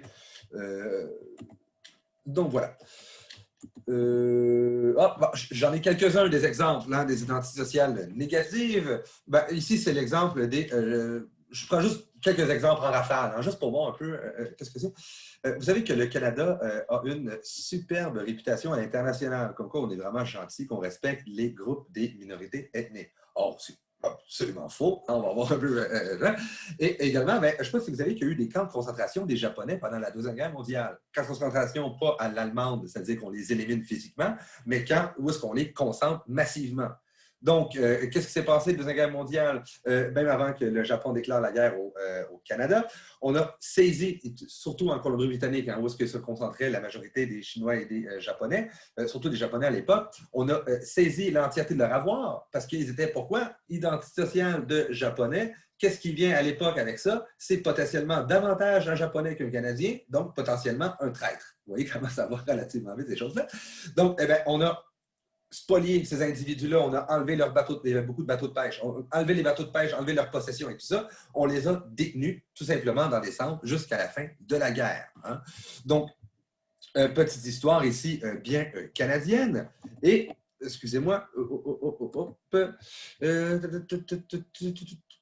donc, on les a excusez-moi, c'est plus de 22 000 personnes comme ça qui ont été...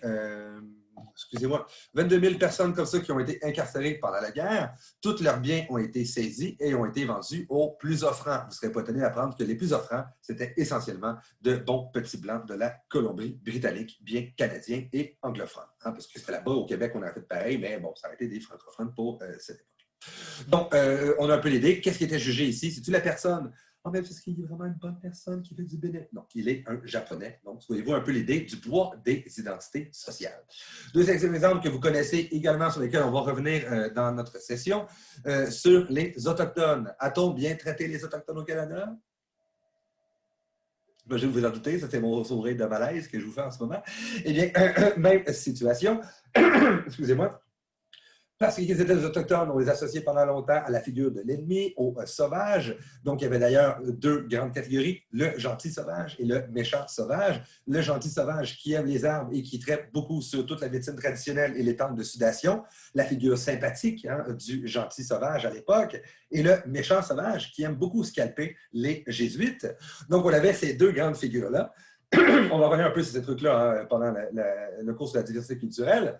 Mais on a un peu l'idée que, en raison de leur identité ici culturelle associée au fait d'être autochtones, ils ont été placés dans des réserves autochtone.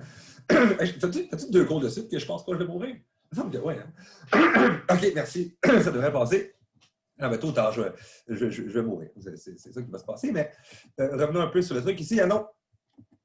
Ces individus-là, d'ailleurs, ça c'est une photo en Saskatchewan, où est-ce que l'idée était véritablement de tuer l'Indien dans l'enfant. Hein, c'est vraiment les mots écrits noir sur blanc. On les a mis dans les réserves et on a également allé chercher les enfants sur place pour les socialiser de manière socialisation secondaire à être de bons petits Canadiens. Et comme vous voyez ici, la figure de gauche et de droite, c'est le même individu, Thomas More. C'était sûrement pas son nom d'ailleurs à l'époque, mais après, oui. Où est-ce qu'on a le avant et le après, hein, si on veut, où est-ce qu'ils étaient encore dans la culture autochtone et qui s'identifiait lui-même comme un autochtone, ou après l'avoir fait fréquenter les pensionnats, ben, voyez-vous, il est devenu un bon petit Canadien britannique. C'est-à-dire qu'est-ce qu'on faisait à l'époque? On leur interdisait de pratiquer leur culture, interdisait de pratiquer leur langue également, et ils étaient également coupés de leur famille pour environ 10 mois par année. Ce qui fait en sorte qu'avec le temps, ben, les parents et les enfants ne parlaient plus la même langue. Les enfants parlaient uniquement l'anglais et leurs familles parlaient encore une fois leur langue autochtone. Donc, on a totalement arraché ces personnes-là uniquement pour une seule et unique raison, en raison de leur identité sociale ici, qui était le fait d'être autochtone. L'identité sociale, c'est pas juste sympatoche quand on est une médecin, c'est également beaucoup moins intéressant lorsqu'on est dans des groupes qui sont stigmatisés à l'intérieur de la population. Autre exemple aussi, j'avais également, bien, je fais un peu en rafale à ça, bon, on a un peu évoqué. Eh bien, c'est encore une fois cette idée-là, je ne sais pas pourquoi j'ai mis celle-là, mais c'est pas très grave. Bien, vous connaissez la blague un peu hein, sur le hasard sélectif et trop très prévisible des contrôles policiers aléatoires. Hein, où, ben, en gros, si vous êtes une jeune femme blanche qui vous promenez à Terrebonne le soir, vous n'avez aucune chance d'être arrêté. Mais si vous êtes un Afro-Québécois dans une BMW, vous êtes pas mal sûr de subir du profilage racial. Mais c'est encore une fois la même chose en raison de nos identités sociales. Ici, l'appartenance à un groupe ethno-culturel, vous avez de 7 à 11 fois de chances de plus d'être arrêté par les forces de l'ordre. Je parlais de ça avec un de mes amis dans ma ligne de garage, qui j'expliquais un peu que le profilage racial, ben, c'était mal. Ah oui, c'est un nouveau policier, hein, que j'appelle d'ailleurs gentiment Robocop. Eh bien, Robocop me répond, excusez-moi, que, ben, franchement, le profilage, c'est pas vrai, ça n'existe pas, ces choses-là. Hein. Franchement, à minuit et demi, si tu as la chance d'arrêter une petite fille dans une Hyundai Accent ou un Afro-Américain, on m'a dit un noir, si tu peux arrêter un noir dans une BMW, qui t'arrête? Voyez-vous, il était tellement investi de ses stéréotypes et de ses préjugés qu'il ne voyait même pas qu'en voulant défendre le profilage racial, il me disait tout simplement qu'il faisait du profilage racial. Arrêter les gens uniquement en raison de leur appartenance ethnique, hein, tout simplement. Hein, donc, c'est un peu cette idée-là.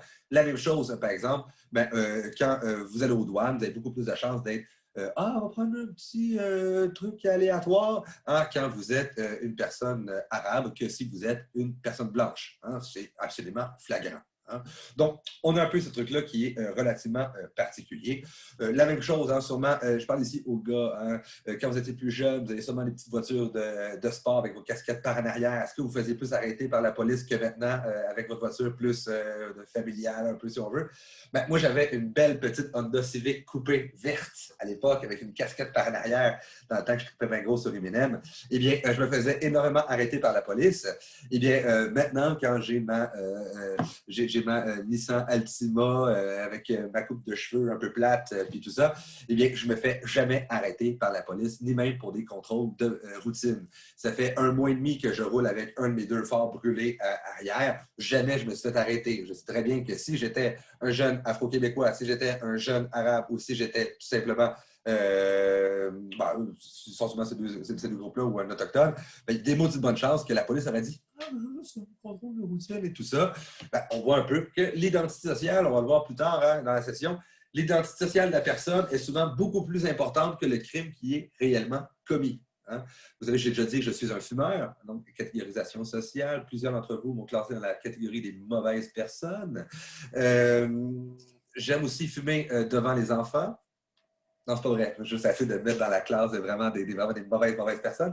Eh bien, ça m'arrive des fois hein, avant ma prise de conscience écologique. C'est bon? C'est correct? Je peux continuer? Eh bien, avant ma prise de conscience écologique, ça m'arrivait des fois de fumer une cigarette et de pitcher le mégot de cigarette, souvent même parfois devant des policiers. Je ne me suis jamais fait arrêter. Si vous êtes une personne itinérante qui vous fait exactement la même chose, pas mal sûr que vous allez avoir un ticket. Encore une fois, on se rend compte que dans les cas de l'évaluation de la dangerosité de l'individu, l'identité sociale est beaucoup plus importante, excusez-moi, beaucoup plus importante que l'acte qui est réellement commis. Lise, tu as une question. Oui, je te demandais, les stigmates sont aussi relatifs à la culture? Mm-hmm. Parce que je me disais que des fois, il y a un stigmate qui peut devenir une identité positive si tu déplaces un individu d'un groupe à un autre. Je n'ai pas d'exemple qui vient spontanément à l'esprit, mais dans les faits, absolument. J'essaie de m'en trouver un vite.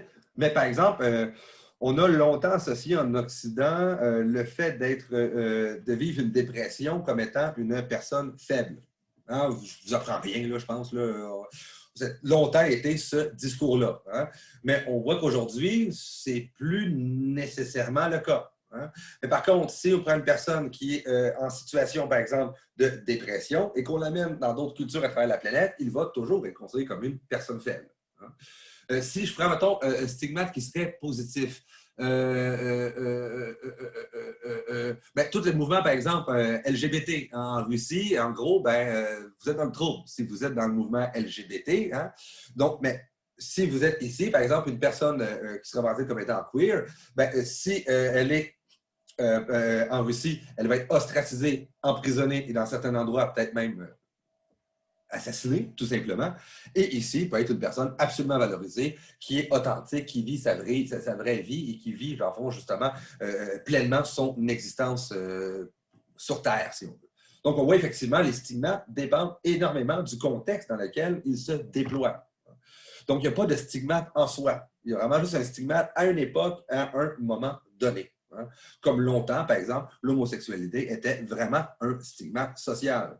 Hein, je vous rappelle, on va revenir un peu là-dessus, sur la déviance et le contrôle social qu'on va faire un peu plus tard, mais elle était considérée comme une maladie mentale jusque dans les années 70, l'homosexualité. Aujourd'hui, il n'y a pas personne qui tiendrait ce discours-là. Hein. Mais longtemps, ils ont été stigmatisés en raison de cet élément-là. Aujourd'hui, ils sont encore stigmatisés, mais la grande partie de la population ne stigmatise plus énormément les personnes, du moins pas directement les personnes homosexuelles. Heureusement, les forums peuvent remplir la haine de ces individus-là. Alors, on sait que dans le face-à-face, on a beaucoup moins tendance à faire ces choses. Je ne sais pas si ça répond un peu à ta question. OK, super. J'avais encore une fois quelques exemples. Bon, oui, ça, le hasard prévisible et le hasard sélectif et prévisible des contrôles policiers aléatoires. Excusez-moi, j'aimais beaucoup ma formulation. On a un peu ce truc-là. Hein? Encore une fois, la même chose. Selon les groupes sociaux auxquels vous êtes identifiés, vous avez beaucoup plus de chances que d'autres personnes d'être arrêtées pour les mêmes actions qui ont été commises. Lui, je l'avais moins un peu cette chose-là. Lui, je sais que ça vous intéresse un petit peu moins. Mais bon, passons quand même. Vous avez quand même vécu ou vu, non pas vécu, vous avez déjà vu le printemps érable. Hein? Sûrement, peut-être d'entre vous se sont dit, les maudits jeunes qui n'ont jamais travaillé de leur vie, c'est donc bien qu'ils ne savent pas c'est quoi la vraie vie d'avoir une vraie job. Donc, on est vraiment dans le gros stéréotype de la catégorisation sociale. Mais admettons que vous ne vous êtes pas dit ça et que je continue un peu mon discours. Eh bien, il s'est passé quelque chose d'assez hallucinant, hein, quand même, où, excusez-moi, où on avait... par rapport aux arrestations qui étaient faites par les forces de l'ordre. Comment est-ce que ça fonctionnait, cet élément-là? Eh bien, il y avait quelque chose d'assez hallucinant où est-ce qu'on reconnaissait les marqueurs d'appartenance par les policiers. Vous aviez un manteau vert, un peu comme, je pense que je l'ai sur ma photo. Vous avez ce fameux petit manteau vert-là. Vous aviez une tuque un peu placée par en arrière. Vous aviez des patchs dessus ici également et des petits carrés rouges. Étaient autant de marqueurs d'appartenance qui faisaient en sorte que vous étiez quelqu'un de potentiellement suspect. Hein. Donc, à ce moment-là, on pouvait rapidement reconnaître les individus qui appartenaient au groupe des mouvements étudiants. Et dans les manifestations, ces individus-là, souvent, étaient arrêtés, même préventivement. Vous savez que c'est illégal, je me dis parenthèse, c'est illégal d'arrêter des gens avant même qu'ils commettent un crime. Hein? Dans cette situation-là, on se rendait compte que de plus en plus de jeunes manifestants se faisaient arrêter avant même la manifestation. Pourquoi? Stigmate du carré rouge, qu'est-ce que ça égale dans la tête d'un policier? C'est des anarchistes, ce sont des casseurs, donc automatiquement, ils vont briser des fenêtres, ils vont faire des crimes. Donc, pourquoi ne pas les arrêter? je le sais qu'ils vont commettre des crimes. Hein, vous voyez un peu comment fonctionne cette identité sociale-là. Ici, on a des attentes sociales très stéréotypées qui sont faites en fonction de l'appartenance des individus à certains groupes sociaux. Hein, dans ce cas-ci, c'était des jeunes, automatiquement, des jeunes, et moi, c'est du trouble de ça. Et c'est assez rigolo dans la mesure où on a des études qui ont été faites et qui amenaient un peu l'idée que pour les mêmes actions qui sont commises dans les mêmes types de manifestations, si vous êtes un étudiant, vous avez beaucoup plus de chances de vous faire arrêter que si vous êtes un membre d'un groupe syndiqué, par exemple. Où les syndiqués, des fois, vont débarquer dans des bureaux, ils vont saccager les bureaux de certains individus ou d'élus municipaux. Assez rarement des arrestations, mais par contre, les jeunes, oui, eux, allaient subir énormément d'arrestations et de répression. On voit encore un peu l'idée ici. Ce n'est pas les actions qui sont réellement posées qui sont importantes, mais l'identité sociale de ceux qui commettent certaines actions qui attirent davantage l'opprobre que d'autres. Rosa. Alors, le stigma, c'est juste pour le fait de préjuger, normalement, est négatif? Le plus souvent qu'autrement, il est négatif. C'est-à-dire que le stigmate, c'est vraiment... Ce n'est pas une façon d'être bien apprécié? Oui, mais à ce moment-là, on va considérer que la personne n'est pas stigmatisée.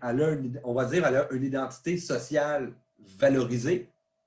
Le stigmate, c'est vraiment un attribut qui est discriminé. Négatif, OK. Exactement. Donc, c'est pour ça qu'on va dire que, par exemple, les personnes en situation de handicap, les travailleuses du sexe, les étudiants qui sont mauvais à l'école, comme je l'étais à l'époque, j'en parlerai plus tard dans un cours prévu à cet effet, ce sont des individus qui sont stigmatisés. C'est-à-dire qu'on ne voit que cet élément-là en eux et que c'est associé avec l'ensemble d'éléments également négatifs. Ils vont être traités uniquement en fonction de ça. Qu'est-ce qu'on peut faire alors? C'est compliqué, non? Tout à fait. Pour répondre un peu à ta question, par la bande, si on veut, là, ce n'est pas toutes les identités sociales qui sont stigmatisées. Donc, ce n'est pas tout le temps le cas. Donc, ce n'est pas toutes les identités sociales qui sont stigmatisées. Par contre, les groupes qui sont ceux que vous voyez souvent dans les cours clientèle, de mémoire, ce sont tous des groupes plus ou moins stigmatisés, qui sont plus ou moins valorisés socialement. Et la grande difficulté, c'est de ne pas avoir des préconceptions sur ces individus-là avant même qu'ils rentrent dans notre bureau. Par exemple, moi, j'étais... juste un petit exemple rapide. Moi, je n'étais pas... au secondaire et au primaire, j'étais très mauvais. Okay? J'étais très, très, très mauvais. J'avais genre... j'étais mauvais. Okay? Je ne veux pas m'étendre à quel point j'étais mauvais. J'étais mauvais. Eh bien... dans les situations d'interaction avec mes professeurs, ils ne voyaient pas en moi quelqu'un qui potentiellement pourrait s'améliorer. C'était uniquement, c'est le petit parfum dans la classe. Donc, c'est pour ça l'idée que j'ai passé un peu vite tantôt, mais qu'on appelle l'idée de prophétie auto-réalisatrice. Parce que je le considère comme étant une personne qui est, on va dire, mauvais à l'école, je vais uniquement agir avec elle comme une personne mauvaise à l'école et qui va finir par se reconnaître lui-même comme une personne mauvaise à l'école. Voyez-vous? Donc, c'est un peu ça qui est embêtant. Ça devient une prophétie autoréalisatrice. Le fait d'avoir un diagnostic sur un individu, l'individu va finir par se comporter en fonction de ce qu'on a, la manière par laquelle on agit complètement avec elle. Donc, c'est un peu un problème de l'intervention. On va en rediscuter plus tard dans la session. C'est un peu ça qui est difficile de votre métier d'éducation spécialisée. Vous avez des cours clientèle, mais je n'ai rien contre les cours en tant que tels. Je pense qu'ils sont très bons, ce n'est pas l'idée. Mais quand même, qu'ils peuvent véhiculer une image très stéréotypée. Qu'est-ce que les travailleuses du sexe ont en commun, mis à part le fait d'être des travailleuses du sexe? C'est un peu l'idée. C'est-à-dire que dans les cours comme ça, on construit des populations. On ne parle plus d'individus. Ce sont uniquement des populations. Et ces populations-là, on a un regard qui est très stéréotypé sur ces populations-là. Et à quelque part, la personne n'a même pas besoin de s'exprimer. On sait déjà ce qu'elle va dire. C'est un peu le danger, si on veut, dans ces cas-là, c'est de finalement arrêter d'écouter et de voir uniquement des éléments qui vont corroborer, les stéréotypes négatifs qu'on a intériorisés sur des individus qu'on a mis en termes de population en danger ou dangereuse ou tout simplement dérangeante. Donc, c'est un peu ça qui est difficile dans votre métier à vous. D'une part, il faut que j'ai des connaissances sur ce qu'ils vivent ces individus-là, mais de l'autre, je ne vais pas uniquement considérer ces individus-là en fonction d'une seule identité sociale. C'est un peu ça qui est difficile dans votre métier. Je sais que ce n'est pas une tâche facile, mais c'est quand même quelque chose auquel vous allez être quotidiennement confronté. Je ne sais pas si ça répond un peu à ta question. Oui, merci. OK, super. Et c'est pour ça, on va terminer là-dessus, hein, avant que je vous perde doucement. Voilà. Ah oui, ça, c'est un autre petit élément que je voulais juste finir là-dessus, quand même, qui était assez rigolo. Je l'ai pas dit identitaire, je l'avais dessus. Ah non, on va l'aborder plus tard, l'intersectionnalité. C'est pas très grave.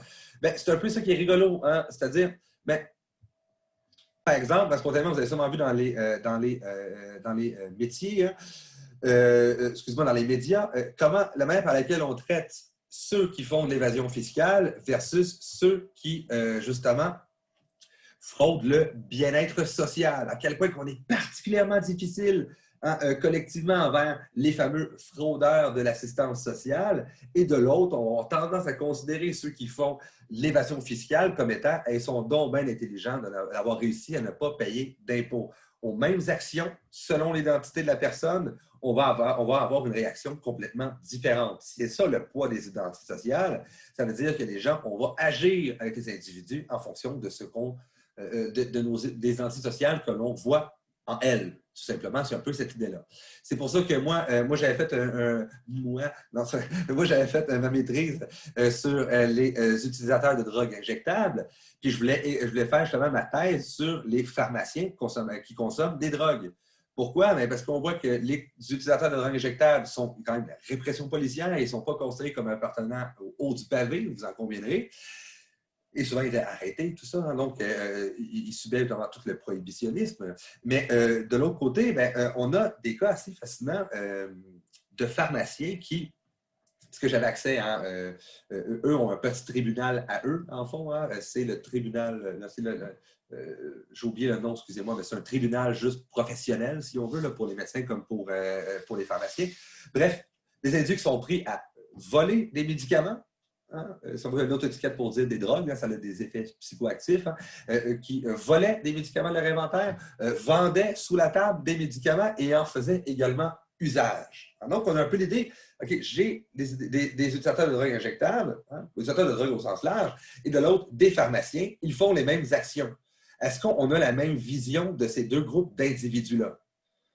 Absolument pas. Il serait même étonné d'apprendre que les pharmaciens qui se faisaient prendre à voler des substances, à en consommer sur le lieu de travail et également en vendre sur le marché noir, ils étaient maximum condamnés à 6 mois de radiation de leur droit de pratiquer la pharmacie. Aucune peine de prison dans aucun cas.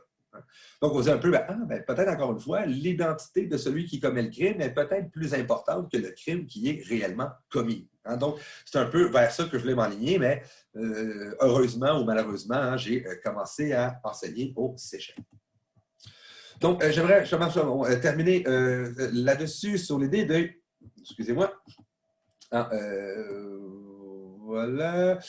Les fameux le défi des identités. Ben, c'est un peu cette idée-là, hein, qu'il faut questionner la catégorisation identitaire. Hein, par exemple, tout le mouvement LGBTQI, hein, lesbiennes, gays, bisexuels, trans, queer, intersexuels, ben, c'est un peu l'idée que, quand je parlais des cases tantôt, ben, peut-être que, dans le fond, il y a des discours qui disent que ces gens-là sont bien bizarres, t'es un gars ou t'es une fille, ou t'es homosexuel ou t'es hétérosexuel. Mais peut-être que justement, c'est les cases qui posent problème et ce n'étaient pas les individus. Hein? Donc, c'est un peu cette idée-là qu'il faut re-questionner les catégorisations sociales, c'est-à-dire les grilles de lecture du réel qui sont les nôtres et qui ne correspondent pas nécessairement à la réalité. Hein? Donc, c'est un peu ce que je vous disais un peu plus tôt. Et moi qui essaie de classer les vêtements de ma copine après le lavage, eh bien, je me rends bien compte qu'il n'y a pas tout qui rentre dans ces cases. Hein? Eh bien, est-ce que c'est les vêtements le problème? Mon Dieu, je me suis vêtements-là, ou c'est simplement que peut-être que l'organisation des cases à l'intérieur du garde-robe est problématique. Et c'est un peu ce que questionne le mouvement queer, c'est un peu l'idée que peut-être que ce ne sont pas des individus qui sont à problème, mais peut-être que les cases dans lesquelles on range les individus, elles sont problématiques, ne correspondent pas à la réalité. De l'autre côté également, après avoir questionné la catégorisation identitaire, le fait de mettre des catégories dans le réel, il faut également questionner la hiérarchisation identitaire. C'est-à-dire, il y a certaines identités sociales qui sont moins socialement valorisées que les autres. On peut se dire « Ah non, c'est pas vrai, tout le monde est égal et tout ça ». Par contre, on peut le mesurer concrètement que certains individus ont une capacité d'action sociale, économique et politique qui est beaucoup moins élevée que les autres. Donc, le problème un peu qu'on a, c'est que, d'une part, la hiérarchisation, ça pose problème d'une part, hein, déjà en soi, mais également les individus qui sont porteurs d'identités sociales qui sont négatives et qui sont également stigmatisés en fonction de ça, mais peut-être qu'ils ne devraient pas avoir uniquement à se reconnaître en fonction de ces catégories-là. Et là, il y a tout le mouvement, par exemple, Idle No More, avec les Autochtones, de dire ça suffit, hein, si on veut, de nous considérer comme les Autochtones qui n'ont pas de valeur au point de vue de la loi. C'est le même mouvement qui se passe aux États-Unis avec Black Lives Matter et également avec Black is Beautiful. C'est un peu cette idée-là. Les personnes afro-américaines ont autant de droits, devraient avoir autant d'opportunités que ceux de l'ensemble du peuple états-unien. Donc, c'est les deux grands mouvements qu'on voit un peu, le refus de la catégorisation identitaire et de la hiérarchisation identitaire également, qu'on aperçoit aux États-Unis, comme je vous dis, avec Black Lives Matter et Black is Beautiful, sur lesquels on va revenir sur le cours sur la diversité culturelle. Donc, c'est un peu ce dont